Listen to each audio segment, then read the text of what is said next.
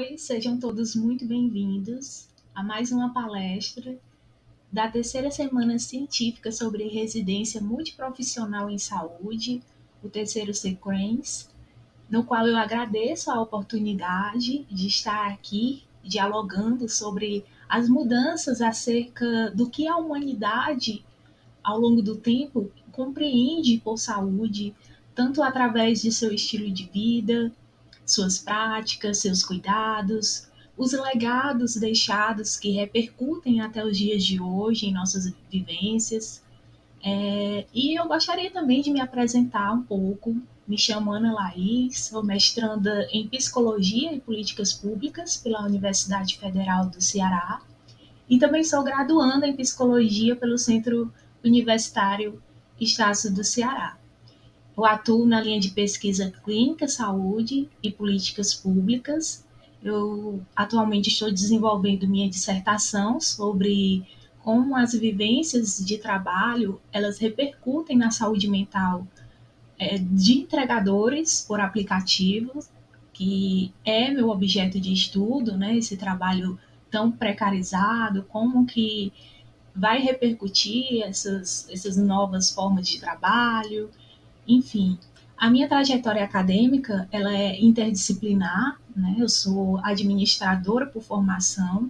No âmbito profissional, eu atuei em gestão de pessoas, onde eu pude estar em contato, né, com diversas questões que surgiam no trabalho, que envolvia a temática saúde de uma forma direta ou indireta.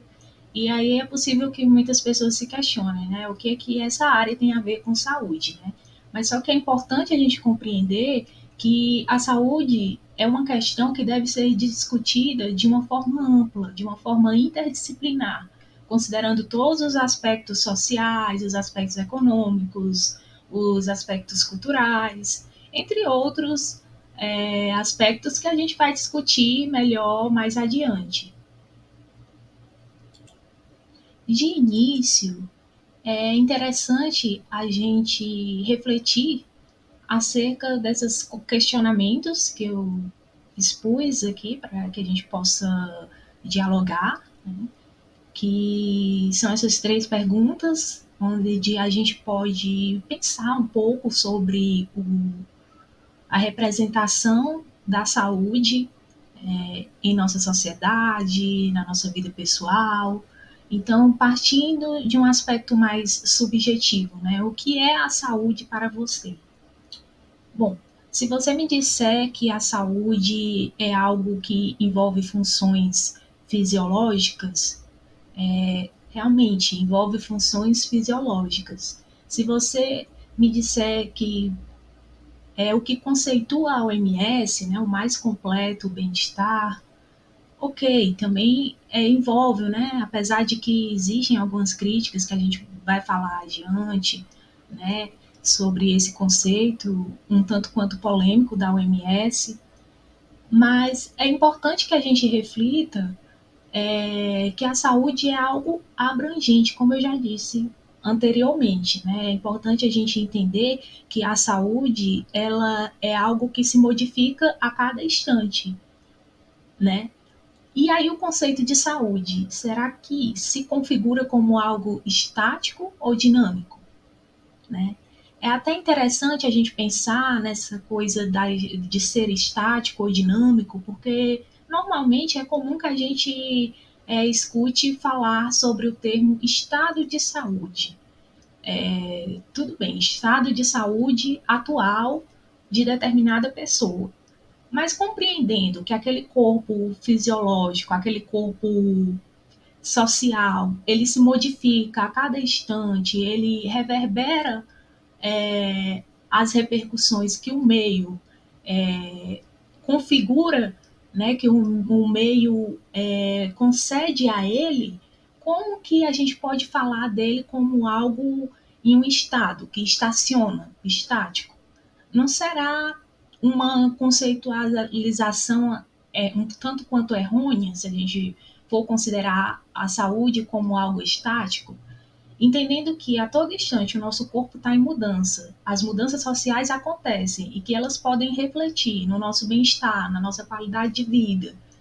A nossa saúde não seria algo dinâmico que se modifica a cada instante? Por exemplo, eu posso fazer um exame médico de rotina e tudo bem. Mas daqui a alguns meses eu posso retornar esses exames médicos e não mais tá tudo bem. Então é algo que se modifica a cada instante. E aí, qual a importância de compreender a história da saúde? Bom, ao longo da história da humanidade, existem várias questões, vários aspectos que resultaram em diversos legados de práticas de saúde, de cuidados, que são presentes até os dias de hoje. Alguns são considerados antiquados, são considerados errôneos, outros ainda prevalecem, né? Outros ainda até são resgatados, como por exemplo algumas práticas ocidentais de meditação, de yoga, que são práticas milenares e que têm produzido efeitos, né, científicos bastante proveitoso para a saúde humana. Então, para que a gente possa fazer esse resgate em torno da história da humanidade, é interessante que a gente inicie, né, desde os primórdios, na pré-história, que seriam ali no período antes de Cristo, né, 4.000 anos antes de Cristo, onde a primeira forma de cuidado em saúde identificado foi através do instinto materno e que até hoje a gente pode observar, né, que em relação a isso nada mudou, né, a mãe é sempre aquela protetora que amamenta, que cumpre as funções, né, ou pelo menos deveria cumprir, né, deveria não só a mãe, mas a gente sabe, entende que na sociedade atual cada vez vem sendo mais discutido, né, de que houve essa mudança de que não só a mulher tem essa missão, mas também o pai, mas em termos mais fisiológicos, né, funções de amamentação, restrito à mulher, né, então uma forma de cuidado que até os dias de hoje ela é prevalente, né, e isso se foi observado na pré-história, isso era mais forte porque era a única forma instintiva de cuidado, né, era a única forma presente que se podia observar naquela época. E aí, aos poucos, eles, na necessidade de suprir as suas necessidades fisiológicas, as suas necessidades básicas de comida, de sono, eles foram aprendendo a controlar o fogo. Esse controle do fogo serviu para que houvesse migrações, né, entre um território e outro, e aí eles se tornaram povos nômades, né, e até na questão da miscigenação, né, naquela questão de reprodução, na questão mesmo meramente reprodutiva, isso foi muito benéfico, né, porque através do deslocamento entre territórios, os primórdios eles foram conseguindo conquistar novos territórios e ali proliferar, né, a raça humana. E aí também já se observava, né, sobre os registros de sepultamentos com oferendas, né? Quando morria algum, alguma pessoa, já era sepultado, né, com uma forma de oferecimento aos deuses, e aí já surge hipóteses de que eles acreditavam em vida após a morte, que seria ali o primeiro indício de que existia um pensamento mágico religioso, de que a doença seria um castigo dos deuses, né? Então, foi aí que começou essa ligação com a religiosidade, mesmo no período da pré-história. E na Idade Antiga, né, esse pensamento religioso ele se intensificou, né? Os cuidados de saúde eles eram meramente restritos às líderes religiosos, né, os chamados xamãs, sacerdotes, diversos tipos de liderança religiosa eram destinados a cumprir essa missão de cuidar do povo, né, de fazer todo um ritual para que houvesse a cura, né? Então essa ideia da cura era fortemente difundida e quando havia uma morte ou um adoecimento, é, era sempre algum castigo dos deuses, de um deus que estava ali a punir por determinada atitude, né, que não foi coerente segundo os dogmas religiosos. E o período da Idade Antiga foi de 4.000 anos antes de Cristo até 476 depois de Cristo.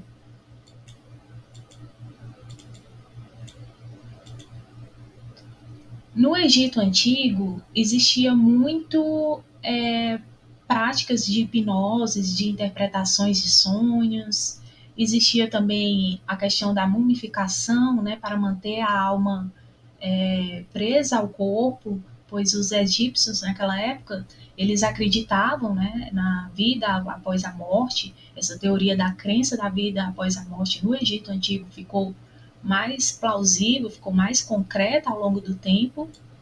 E os cuidados pessoais, que eram bastante recorrentes naquela época no Egito Antigo, era a questão capilar, né, onde as pessoas raspavam a cabeça como forma de evitar piolho, de evitar algum tipo de enfermidade na cabeça. Então, muitas pessoas tinham essa prática, né, de raspar a cabeça.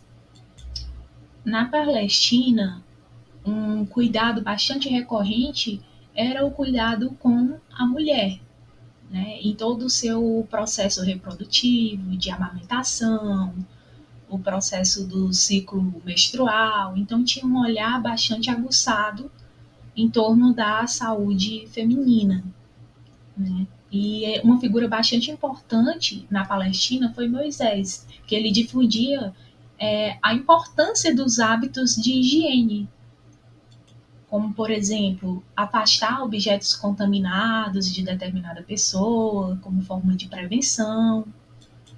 E, segundo registros, alguns documentos já expressavam, né, a preocupação, esse cuidado com as necessidades de sono, de descanso, de patologias, né, especialmente a tuberculose, que era bastante frequente na época. E na China, houve um marco, né, que até hoje é bastante aceito, né, que é essa classificação das doenças entre benignas e malignas. Tá, mas por que que isso era importante, classificá-las de duas formas? Porque a partir dessa classificação era possível que os profissionais eles se subdividissem para cuidar daquela parte mais específica no qual eles tinham mais domínio. E essa prática é uma herança bastante visível nos nossos dias, nos hospitais. Como? Mas como isso acontece? Através da classificação de risco, onde é possível identificar as prioridades de atendimento, a gravidade da doença, entre outras questões. Até mesmo a questão de ter diversas especializações, né, para que aquele paciente ele possa ser cuidado por uma pessoa mais capacitada possível, através daquela especificidade que ele estudou e que ele aplica o seu conhecimento científico, né? Já na Índia, existem registros, né, de hospitais com narradores de histórias, de músicos, para animar, né, para revigorar aquelas pessoas em situações delicadas. E aí, hoje, a gente pode relacionar esse legado à musicoterapia, por exemplo, né? São práticas antigas, né? Da Idade Antiga, mas que estão presentes até nos dias atuais. E aí também a gente pode identificar que na Índia eles tiveram o primeiro hospital, né? Se existe essa presença desses narradores, contadores de histórias, músicos nos hospitais, foi na Índia que existiu o primeiro hospital da história da humanidade.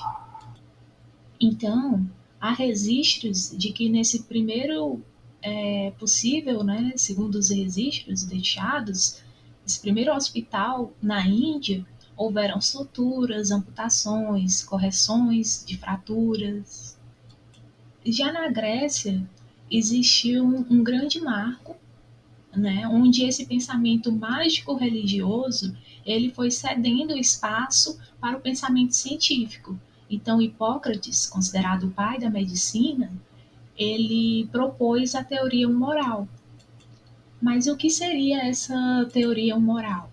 Bom, segundo Hipócrates, a vida ela seria mantida pelo um equilíbrio a partir de quatro humores, que eram representados pelo sangue, pelo fleuma, pela bilis amarela e pela bilis negra.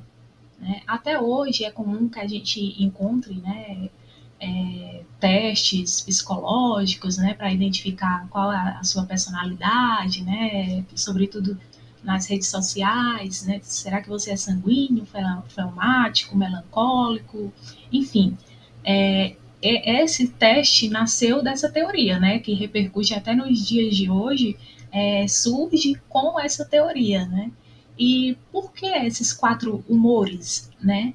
Esses quatro humores são resultados de algo que são os reflexos externos, né, comportamentais, que eles vêm de dentro, através do coração, do cérebro, do fígado e do baço. Então, tudo que existe dentro é refletido fora.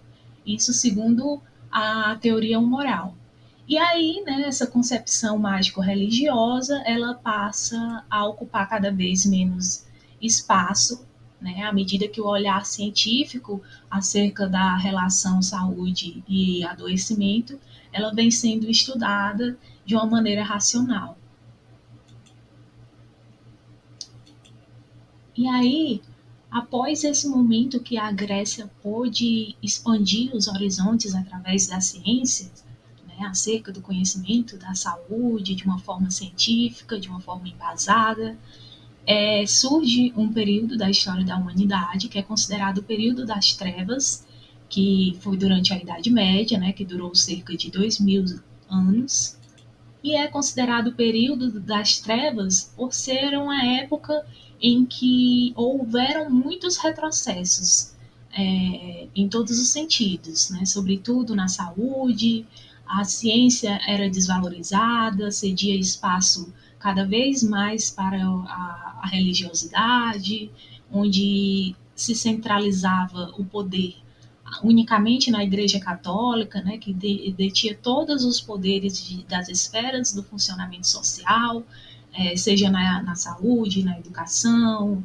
no trabalho. E aí as práticas de saúde elas foram descredibilizadas, né, foram interrompidas. E por esse motivo, como resultado, houveram inúmeras epidemias que deixaram muitas pessoas doentes.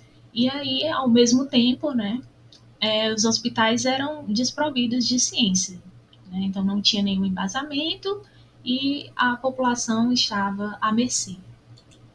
Nessa época também, a partir do domínio da Igreja Católica, havia muito a crença de que para garantir um lugar no céu era preciso se desprover de todos os bens materiais. Então, inúmeras pessoas ficavam sem nenhum bem material, sem às vezes sem ter mesmo as necessidades básicas atendidas, para destinar os seus recursos à igreja, que passava a dominar as diversas esferas sociais.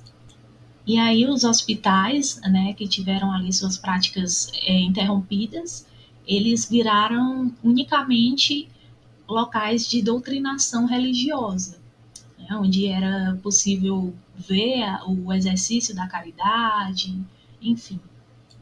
E aí, relacionando com o nosso atual cenário, né, a gente vê o quanto até hoje existem muitos hospitais com nomes religiosos, né, que vieram de épocas, anos bastante distantes, né? E isso está relacionado justamente a esse período, né, onde a Igreja Católica ela detinha muito poder nessa época da Idade Média e que até hoje existem esses vestígios, né, que existe a cultura de preservação dessa época da história da humanidade. Um outro fato curioso é que todo mundo já ouviu falar sobre bruxas, sobre maldições, e isso está relacionado à Idade Média, porque aquelas pessoas que não se submetiam àquela doutrinação religiosa, a exercer a caridade, a se submeter aos dogmas da igreja, elas eram consideradas amaldiçoadas e consideradas pessoas indignas, pessoas que eram bruxas, né? Então as mulheres comumente eram relacionadas a bruxas e até responsabilizadas pela epidemia que afetava tanto a sociedade, né, em determinado período. E no período de 1453 a 1789 surge a Idade Média, né, onde foi marcado pela Reforma Protestante, até mesmo como resposta a toda aquela hegemonia católica, da Igreja Católica, a transição do feudalismo para o modo econômico do capitalismo, né? E então iniciaram também com o capitalismo as grandes navegações como forma de explorar novos territórios, né? E aí tem um fato marcante, dois fatos marcantes, né, no continente europeu e no nosso continente americano, né? Que é na Europa houve essa perda, né, do domínio da Igreja Católica e o início do avanço na ciência e como reflexo, né, no Brasil, através da descoberta, né, das terras brasileiras, segundo a percepção, segundo os europeus, né, onde foi implantado a Irmandade da Santa Casa de Misericórdia, né, no período colonial, em 1543, onde inicialmente, antes da chegada dos portugueses, da corte portuguesa no Brasil, era apenas um local terapêutico, sem muito embasamento científico, e após a chegada da corte portuguesa, com a criação das faculdades de Direito e Medicina no território brasileiro, aí sim houve um viés científico, a aplicação desse viés embasado na ciência. Então, a Idade Moderna é um período que marca, né, essa quebra com a visão religiosa e a adesão para a ciência, para o conhecimento científico, a saúde deixando de ser algo meramente sob um objeto de intervenção religiosa, sendo atrelado a partir de então à ciência. Só que é possível que até hoje a gente possa vislumbrar realidades, né, onde a religião e a ciência elas se confrontam, né, porque existem ainda, né, inaceitações sobre um viés religioso, de que a ciência ela possa ou não realizar uma transfusão de sangue, enfim, são heranças que até os dias atuais são visíveis em nossa sociedade e que confrontam essas duas realidades, essas duas correntes, né, de percepções, de pensamento. E na Idade Contemporânea, né, que se iniciou no período de 1789 até os nossos dias atuais, o ano de 1789 foi marcado por mudanças na Europa e nos Estados Unidos, que veio a influenciar o mundo todo, né, com essa forte adesão, essa intensificação da ciência, dos estudos científicos, E aí, no início do século XVIII, houve o surgimento da psiquiatria na França, né, com Pinel, Philippe Pinel, um médico psiquiatra francês, que introduziu a psiquiatria, até mesmo rompendo com o pensamento atrelado às doutrinas religiosas, onde enxergavam as pessoas adoecidas psicicamente como loucos, como pessoas endemoniadas, castigadas. E aí, através do surgimento da psiquiatria, houve uma ruptura, ou pelo menos um movimento para que houvesse essa ruptura, né? Foi ali com esse embasamento científico de Pinel. E aí, no século XIX, houve a industrialização, que esse fato econômico ele repercutiu na saúde, né, porque houve uma explosão de pessoas migrando do campo para a cidade ficando superlotada, sem condições básicas, para abrigar aquela nova demanda de pessoas, né, a ausência de saneamento básico adequado, e aí houveram várias epidemias, e aí ainda no século XIX na Europa e posteriormente no Brasil, houve a necessidade, né, de reconfigurar a saúde pública. Foi nessa época que surgiu a medicina do trabalho, né? Eu acredito que foi a primeira vez, né, no período da história da humanidade, que foi possível, de fato, identificar que o trabalho, as condições sociais, elas se relacionam com a saúde, não tem como dissociar, não tem como não ser afetado. E aí houve essa necessidade de ser trabalhada através de políticas públicas, através de novas estratégias, de novas implementação, ou pelo menos foi o pontapé inicial necessário para que houvesse essa mudança. E aí, em 1945, com a Segunda Guerra Mundial, houve a necessidade, né, de uma preocupação com a saúde, devido à grande quantidade de pessoas adoecidas, à grande quantidade de epidemias que surgiram, de mortes. Então, a Organização Mundial da Saúde, ela conceitualizou a saúde como sendo um estado do mais completo bem-estar físico, mental e social, e não apenas a ausência de enfermidade. Esse é um conceito vigente até os dias de hoje, que sofreram algumas críticas, como também até hoje há concordâncias de que esse conceito é um conceito assertivo, pois é essa a busca contínua que a saúde pública, que a saúde coletiva precisa estar visando, precisa estar objetivando a cada instante, através das práticas, mas como também houveram muitas críticas, né? E existem muitas críticas até hoje, porque é muito complicado, segundo alguns autores, né, como Christophe Dejoux, por exemplo, um psiquiatra francês, que ele fala que a saúde é algo dinâmico, é algo subjetivo, que é algo que se modifica a cada instante, que não existe essa plenitude, né? Isso seria até uma injustiça, né? Saber que diante das condições sociais divergentes, eu querer que todos consigam ter a mesma saúde, né? Essa dicotomia do saudável e do adoecido, né? Será que isso seria assertivo? Segundo alguns críticos, isso provoca uma divergência tanto do ponto de vista de uma natureza técnica, justamente por ter esse caráter inatingível, esse caráter utópico, esse caráter de completude, onde seria visível as desigualdades existentes, e também de natureza política, pois permitiria abusos por parte do Estado, né?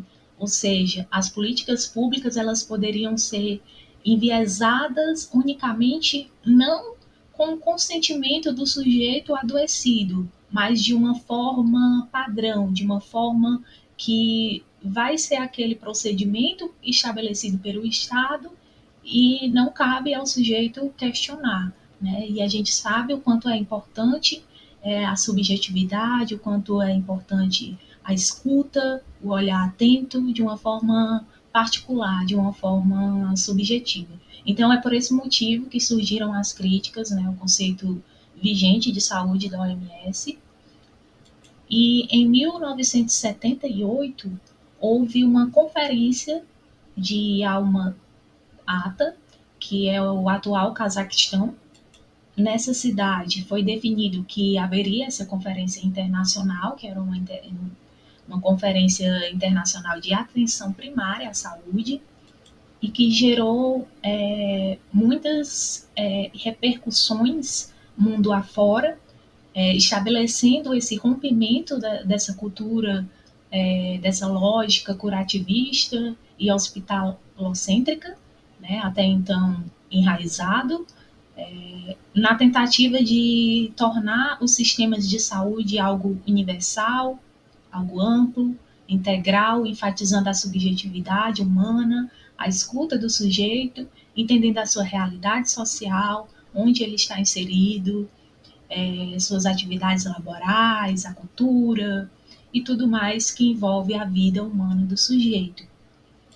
E não mais o sujeito apenas visto como algo meramente biológico, como um sujeito unicamente biológico, mas trabalhando também um modelo biopsíquico social, compreendendo que existe sim as questões biológicas, mas também existem as questões psíquicas, as questões sociais que afetam a saúde do sujeito. E posteriormente à conferência, em 1978, o Brasil, através de sua Constituição Federal de 1988, instituiu apenas a conceitualização de que a saúde é um direito de todos e dever do Estado, né, garantido mediante políticas sociais e econômicas que visem a redução do risco de doenças e outros agravos e ao acesso universal e igualitário às ações e serviços para sua promoção, proteção e recuperação. Ou seja, através da Constituição Federal de 1988, o Brasil sancionou essa cláusula não do ponto de vista conceitual, mas do ponto de vista abrangente, deixando em aberto o conceito de saúde, justamente para que não haja essa visão tão disfracionada, né, entre o sujeito biológico, e haja uma amplitude através do que seria a saúde, né, do que é a saúde. Então, nesse sentido, existem alguns modelos, né, bastante aceitos na literatura, para que a gente possa entender, né, sobre o processo saúde e doença, essa dualidade existente. Narvaez é um autor que estudou, né, acerca desse processo.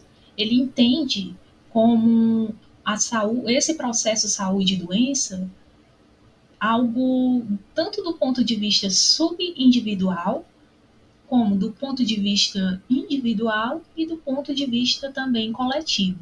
Mas como que pode ser esses três planos ao mesmo tempo? É simples, é basicamente da mesma forma que eu já mencionei, né, do modelo biopsicossocial, mas só que aqui é bem enfatizado, porque ele descreve detalhadamente, né, o plano subindividual é o aspecto orgânico, biológico, existe também na visão dele, de normalidade e anormalidade, o que seria a enfermidade na percepção do paciente, ou seja, essa escuta do que o paciente entende sobre os sintomas que ele vivencia é importante para compreender esse processo dual entre saúde e doença. A doença na percepção do profissional de saúde também é considerada, né, porque afinal de contas ele é um profissional que estudou, que tem todas as especialidades necessárias para averiguar o caso. É entendido também, a partir do plano individual, anormalidades em seres sociais e biológicos, né? Então, existe sim as anormalidades, né, as disfunções biológicas. A saúde é entendida também através de sua maleabilidade, que seria esse dinamismo, né, essa inconstância que a gente tem diante do nosso funcionamento, diante das questões que nos afetam externamente, que interfere diretamente na nossa condição de saúde, envolvendo os aspectos individuais, considerando também os coletivos, né? Então, o sujeito como ser único, com suas particularidades, e também compreendendo que ele vive dentro de uma sociedade e considerando os fenômenos sociais que acontecem em torno dele. Mais amplamente tem o plano coletivo, que considera as esferas culturais, as esferas econômicas, né? As transformações que eles vivenciam, seja na cultura, seja na economia, seja na política, entre outros aspectos, né? E no plano coletivo é considerado também que não basta unicamente você ter acesso aos serviços de saúde se as demais áreas não forem contempladas. Então, que áreas seriam essas? Seriam as áreas de educação, por exemplo, não basta eu ter saúde, eu ter um serviço adequado de saúde, é, se eu não estou tendo acesso à educação, né? Porque isso pode, em um exemplo, isso pode afetar a minha autoestima, isso pode interferir negativamente no meu funcionamento psíquico e isso pode resultar em uma somatização, consequentemente, algum possível diagnóstico, como depressão, como entre outros adoecimentos. Então, é preciso sim ter essa visão ampliada da saúde, mas colocando também esses dois planos que seriam individuais e subindividuais. E sempre é comum que a gente perceba na realidade dos atendimentos de serviços de saúde públicos, né, às vezes até mesmo particular, né, que o indivíduo, a pessoa, ela saia com a sensação de que ela foi examinada de uma forma muito superficial, de que não foi examinada corretamente, de que o médico não examinou corretamente. Às vezes, isso parte de uma prática advinda da concepção ontológica da saúde, né? De que o indivíduo ele é apenas um mero ser biológico que tem o seu funcionamento fisiológico e que não mais do que isso, né? Então, se de um lado a gente vê bastante isso acontecer, né? Essa concepção ontológica do ser enquanto ser e nada mais além do que aquilo, por outro lado, está sendo bastante discutido essa nova perspectiva, que é a perspectiva ampliada da saúde, que o ser ele não é unicamente aquele sintoma, aquela resposta fisiológica, mas aquele ser também é um sujeito que trabalha, que vivencia emoções, que tem suas dificuldades, que às vezes nem se reconhece enquanto adoecido, porque nem mesmo acesso aos serviços públicos ele consegue ter, e quando tem, meramente uma consulta superficial, a partir de uma concepção ontológica, e aí, rompendo com essa concepção ontológica, a gente vê a necessidade dessa perspectiva ampliada da saúde. É importante compreender que a atenção básica ela surge através do Sistema Único de Saúde, que foi instaurado 2 anos após a Constituição Federal de 1988, no ano de 1990, através da lei de número 8.080 e da lei de número 8.142 de 1990, e posteriormente houve um decreto para reconfigurar, né, reestabelecer, reafirmar em 2011 essas diretrizes do Sistema Único de Saúde, onde é centrado a atenção básica, né?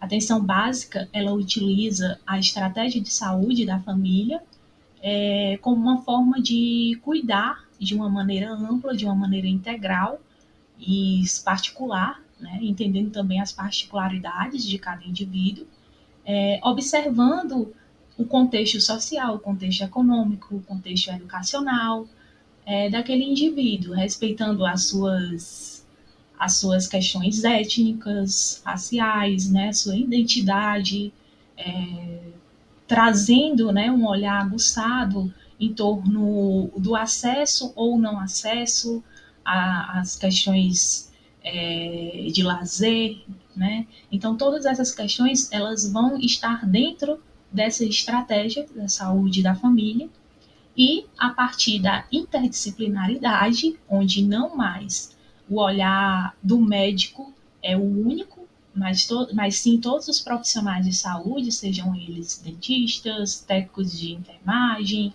assistentes sociais e tantos outros que constituem a saúde, ou não, através da intersetorialidade, né, compreendendo que para além do âmbito hospitalar, para além de questões diretamente ligadas à saúde, existe uma gama de profissionais que podem fornecer informações acerca da cultura, acerca do estilo de vida, né, e acerca desses indivíduos e assim fortalecer as estratégias de saúde do indivíduo.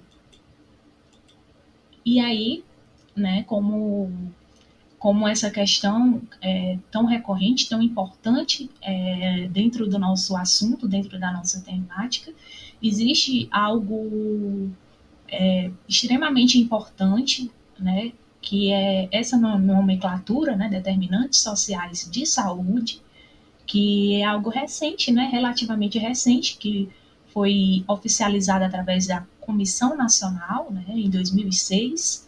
O que seriam esses determinantes sociais de saúde? Bom, como a gente já vem falando, né, todos esses aspectos de trabalho, de comportamental, psíquicos, essas questões igualitárias que envolvem a autoestima do sujeito, envolve tantas questões sensíveis, né, que são expostas, escancaradas na nossa sociedade, elas vão determinar a qualidade de vida, vão determinar a saúde humana. Né? Então, é importante sempre se basear, utilizar como uma bússola esses determinantes sociais de saúde, que também poderiam ser chamados de contextos socioeconômicos que ajudam, né, nessa regulamentação, nessa análise da saúde, né, para que cada vez mais essa saúde ela possa ser vista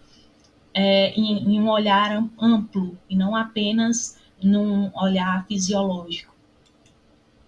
E aí, a análise dos determinantes sociais de saúde, ela vai ser feita a partir da singularidade, entendendo que cada sujeito ele é único, ele vai ter uma resposta diferente a determinada enfermidade, a determinado adoecimento, mas também é importante que a gente compreenda que o indivíduo ele tem a sua integralidade, ou seja, ele percorre esferas sociais que vão impactar também, que vão determinar também a sua saúde ou não, né?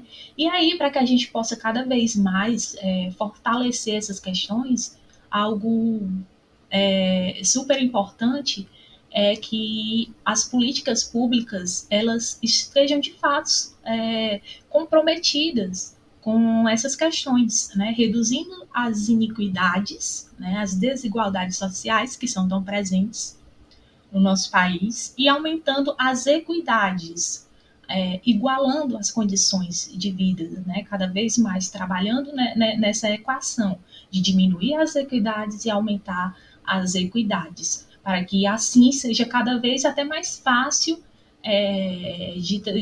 traçar estratégias de coletar dados para esses determinantes sociais de saúde, porque numa sociedade altamente desigual, como o nosso país, né, como outros países do mundo também, fica difícil de trabalhar a integralidade, né, sabendo que existe essa disparidade tão grande.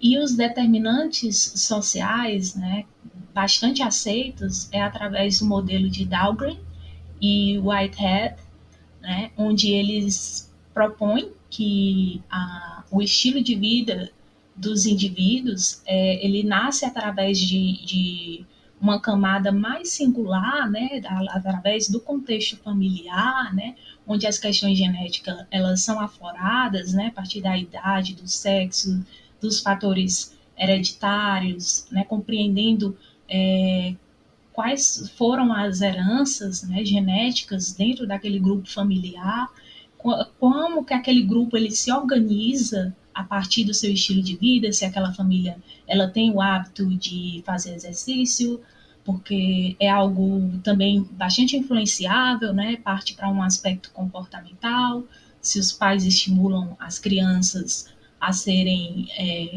mais ativas no esporte ou não, se elas têm essa possibilidade de ter acesso ao esporte ou não. Mais adiante, fora do ambiente familiar, como essas redes sociais, que não são as redes sociais que a gente utiliza via internet, são as redes sociais entre famílias, entre pessoas que têm objetivos em comuns, através de associativas, cooperativas, né, que se juntam, se unem ali a sua diversidade de produtos para junto comercializar, ou até mesmo para reivindicar políticas públicas para a melhoria, né, no seu estilo de vida.